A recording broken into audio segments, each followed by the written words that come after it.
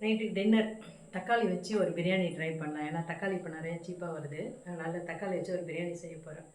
சாதா பிரியாணி தான். எப்படி செய்யறதுன்னு பார்க்கலாம். Welcome to Shanthi special. பிரியாணிக்கு வந்து பருப்பு தாளிச்சா தான் செய்ய போகிறேன். அதனால் முதல்ல அது காயெல்லாம் வேகணும். அதனால் முதல்ல அதை செஞ்சுக்கலாம். அதுக்கப்புறம் கடைசியாக சாதம் செஞ்சோம்னாக்கா இதெல்லாம் ரெடி ஆகிறதுக்குள்ளே அது வந்து சரியாயிடும். அதனால் முதல்ல காயெல்லாம் போட்டு காய் வேக வச்சுக்கலாம். அதுக்கப்புறம் பருப்பு தாளிச்சாவுக்கு நான் வந்து துவரம்பருப்பு, கடலப்பருப்பு, பைத்தம்பருப்பு மூணும் வந்து கொஞ்சம் மஞ்சத்தூள் போட்டிருக்கேன், பூண்டு போட்டிருக்கேன். இதை தனியாக வேக வச்சு எடுத்துக்கிட்டோம்னாக்கா கடைசியாக காயோட போடுறதுக்கு சரியாக இருக்கும். வெங்காயம் போட்டுக்கலாம்.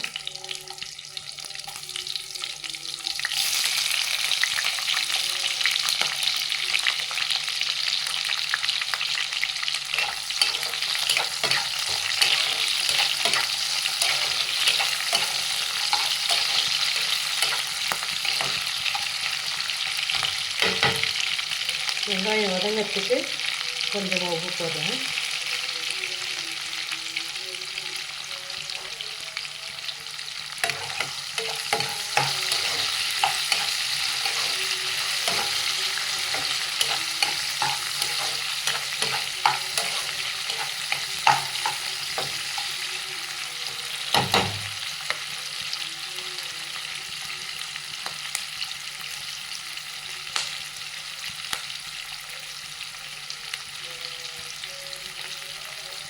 ஒரே ஒரு தக்காளி போட்டுக்கலாம்.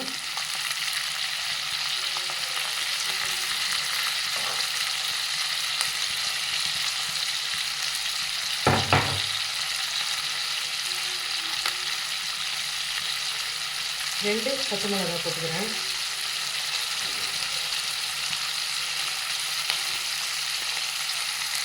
கொஞ்சமாக இஞ்சி பூண்டு போட்டுக்கலாம்.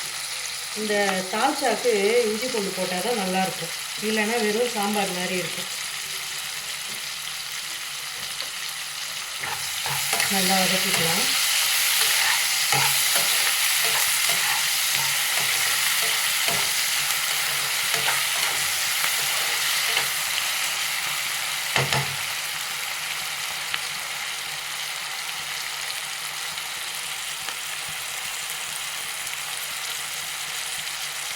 கருவேப்பிலை,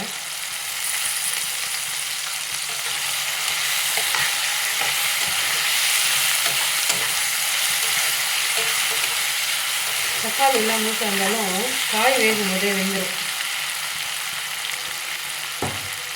இப்போ நான் இது வந்து கத்திரிக்காய், உருளைக்கிழங்கு போடுறேன். கடைசியாக வந்து மாங்காய் போட்டுக்கேன். இப்போவே மாங்காய் போட்டால் ரொம்ப குழஞ்சிடுது, புளிப்பு அதிகமாகிடுது. அதனால் மாங்காய் மட்டும் நிறுத்தி வச்சுக்கிறேன். அப்புறமா மாங்காய் போடுறேன். இப்போ கத்திரிக்காய், உருளைக்கிழங்கு போடுறேன். இன்னும் கொஞ்சம் சால்ட்டு போட்டுக்கலாம். காய்க்கு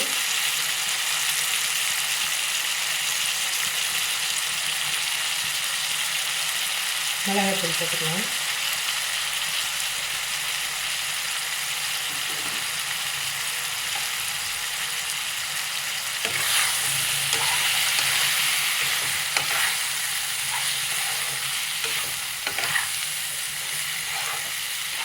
நான்வெஜ் செய்கிறதா இருந்தாக்கா இதில் வந்து நல்லா நிறைய எலும்புங்க போடலாம். நல்லி எலும்பு மாதிரி எலும்புங்க போட்டுட்டு அதையுமே தனியாக வேக வச்சு இது கூட சேர்த்து போட்டோம்னா இன்னும் சூப்பராக இருக்கும்.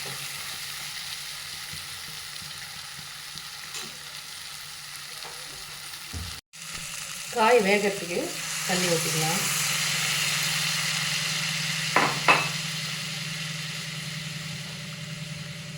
இந்த காயெல்லாம் வேகணும். இது வெந்த பிறகு பருப்பு வேக வச்சு இதில் போட்டு கொஞ்சம் புளி ஊற்றினோம்னாக்கா தால்ச்சா ரெடி ஆகிடும். முதல்ல இதை ரெடி பண்ணி, ஏன்னா இதுதான் கொஞ்சம் லேட் ஆகும். இதை ரெடி பண்ணி எடுத்துக்கிட்டு நம்ம வந்து பிரியாணி செய்யலாம். பட்டை, லவங்கம், ஏலக்காய்,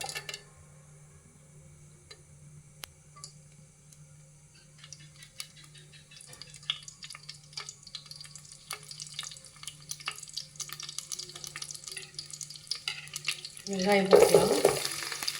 நல்ல 3 வெங்காயம், நல்ல பெரிய வெங்காயம்.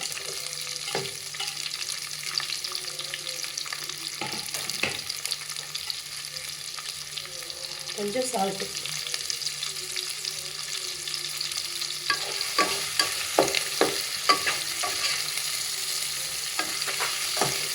வெங்காயம் நல்லா வதங்கணும்.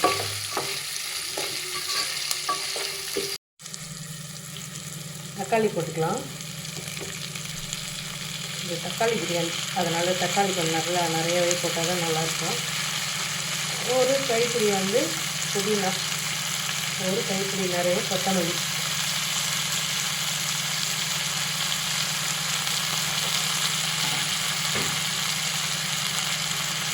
வெறும் மிளகாத்தூள்,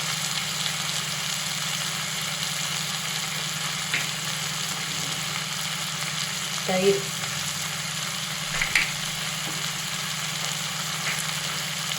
இஞ்சி பூண்டு பேஸ்ட் எல்லாம் ஒன்றா போட்டு நல்லா வதக்கிக்கலாம்.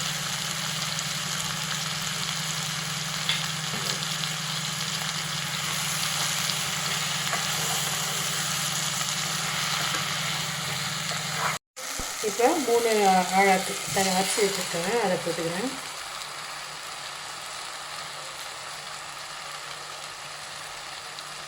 மூணு ஆழாக்குக்கு 6 ஆழாக்கு தண்ணி அளந்து வச்சுருக்கேன், அதையும் ஊற்றிக்கலாம்.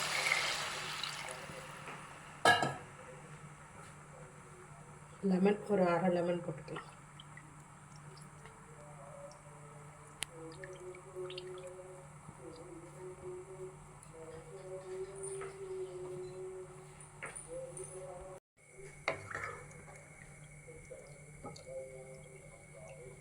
இப்போவே அவ்வளோ வாசனையாக இருக்குது. என்னங்க? ஆமாவே இல்லையா? நல்ல வாசனை. உப்பு போடணும். வெங்காயம் வதங்க தான் போட்டேன், சாதத்துக்கு உப்பு போடணும். போதும். மாங்காய் போடல, இப்போ போட்டுக்கலாம். காயெல்லாம் கொஞ்சம் வெந்திருக்கு, இப்போ போட்டால் சரியாக இருக்கும்.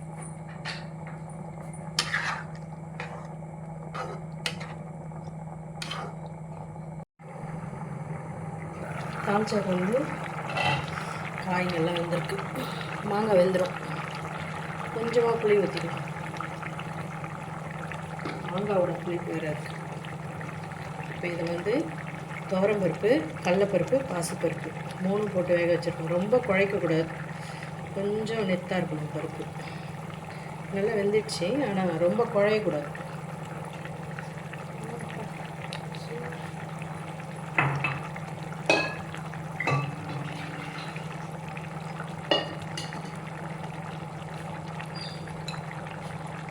கொஞ்சம் தண்ணி ஊற்றிக்கலாம்.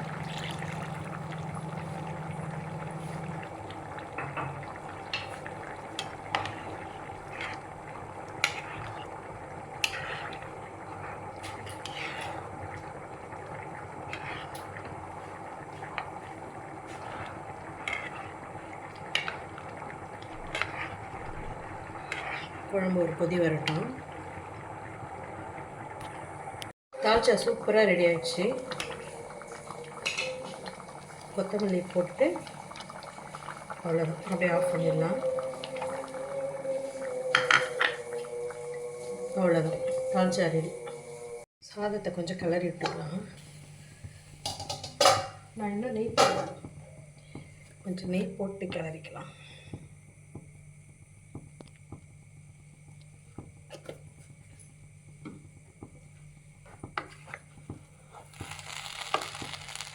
சரியாக போச்சு.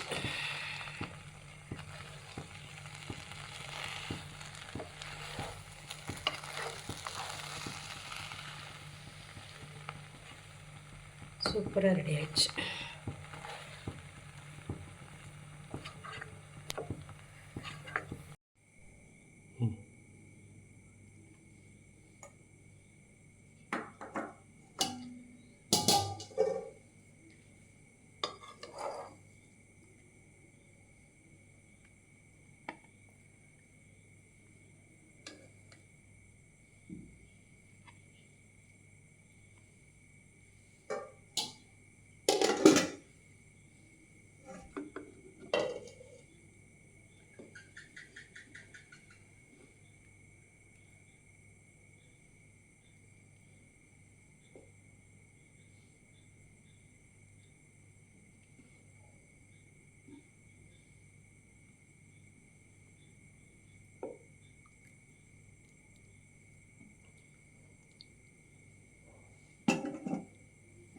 சாதம் சூடாக ரெடி ஆயிடுச்சு.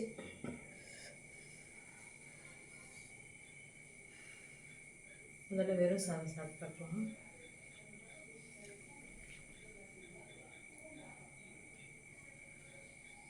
நைட்டில் இந்த மாதிரி கொதிக்க கொதிக்க பிரியாணி சாப்பிட்றதே ஒரு சந்தோஷம். பச்சடி வச்சு சாப்பிடணும்.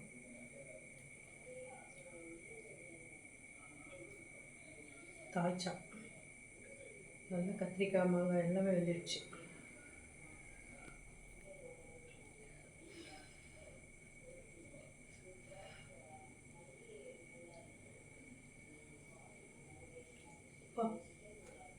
செம்ம டேஸ்ட்டு, சூப்பராக வந்திருக்கு. நீங்களும் ட்ரை பண்ணி பாருங்கள். பிடிச்சிருந்தா லைக் பண்ணுங்கள். தேங்க்யூ.